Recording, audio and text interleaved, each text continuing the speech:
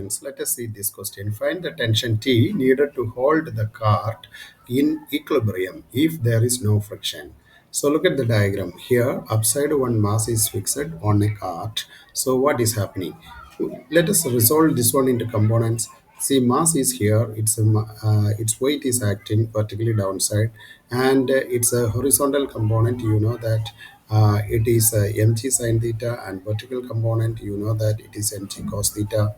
And look at this components divisions. Then equate the components. You know that n is equal to mg cos theta. Theta is given as 30 in the question. So n is equal to root 3 mg. And what about tension? You look at this vertical components. So here we can see that T is equal to mg sine theta.